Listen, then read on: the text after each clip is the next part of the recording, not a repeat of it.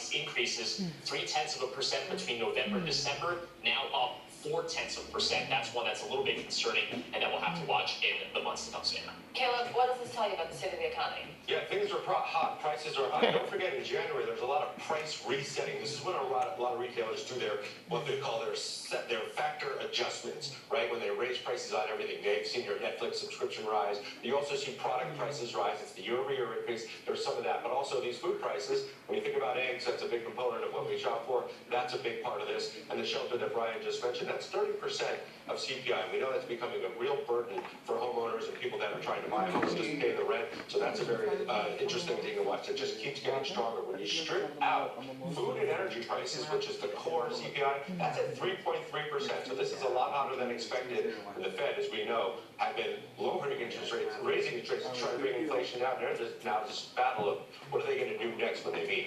Brian, some of these numbers that you mentioned are concerning. They're, of course, just like the essentials, food, shelter. What else are you seeing trends in those categories? Yeah, we were just rolling the video of eggs. That's the one that most people are thinking of. Let's take a look at egg prices based off how Bird the government flu. measured it. Again, what we're looking at here on the left side are the January 2024 numbers. People are saying, oh my gosh, I wish I could get eggs for $2.50. The average price now, $4.95. Just on an anecdotal basis, I saw eggs for over $10 here in New York State just this weekend. Milk prices of $4.03. So that's basically going sideways from a year ago. That's certainly good news. Gasoline prices, $3.21, about the same as this time a year ago. So again, prices across the board about the same, with the exception of a number of items that we do notice that the price tags for, noticeably eggs, which are actually almost double now as of compared to a year ago. So these are the prices that Americans care about. Although I want to point out, on an adjusted basis when it comes to wages, which we got from the employment report last week, at least wages are outpacing the rate of overall inflation.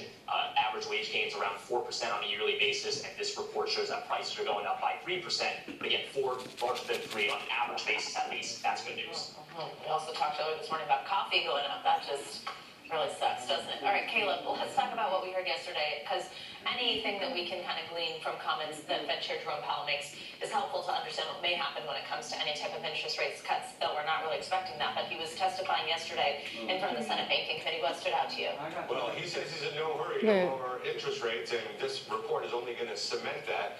Dude is wearing a hoodie under a blazer. Prices are higher than the Fed wants. The Fed wants inflation. He's wearing a hoodie. The 2.5% range. We have At NBC Studios. And stay down there. But the economy is still relatively strong when you look at the labor market. Brian mentioned the wage gains. That's a big component of what the Fed wants right now. But the Fed is going to hold pat at least as long as it can, even though President Trump has said as recently as last night and this morning, he wants interest rates to be lowered to account for the tariffs he's imposing on all these goods we bring into the United States. All right, Caleb Silver, Brian Chung, thank you both for helping us on this breaking news. Well, let's stay on your wallet. Spirit Airlines is shedding the gate on its latest merger bid. CNBC's Silvana announced that another money news for us. Hey, Silvana. Hey, Savannah, good morning. GSO Spirit Airlines rejecting a takeover offer from Frontier, calling the bid less beneficial to its shareholders and its ongoing restructuring plan. Now, Spirit, which filed for bankruptcy last year, expects to complete that overhaul this quarter. Did you see the video at it was JFK or LaGuardia? They had a raccoon fall from the ceiling at the Spirit gates. Raccoon, a brand new terminal. It was funny. The state's gaming authorities say betting at casinos, racetracks, and apps in New Jersey rose 19% from last year to nearly $169 million. Nevada reporting $151 million in Super Bowl bets. That's a 20% drop from last year. Now, the Eagles won over the Chiefs, delivering a big win for sports books, who kept $47 million of the total bets placed. And RIP. Brand new terminal. And they got a raccoon falling from the ceiling. His latest brand marketing campaign. The language learning app posting on social media that authorities are investigating the cause of death, saying, "We're aware he had many enemies, but we kindly ask you refrain from sharing why you hate him in the comments." Duolingo adding, "To be honest, he probably died waiting for you to do your lesson, but what do we know?" The statement also jokingly requesting fans to include their credit card number in the comments. comments to automatically sign Two of up the owl. for a paid Duolingo package subscription memory. Exactly that.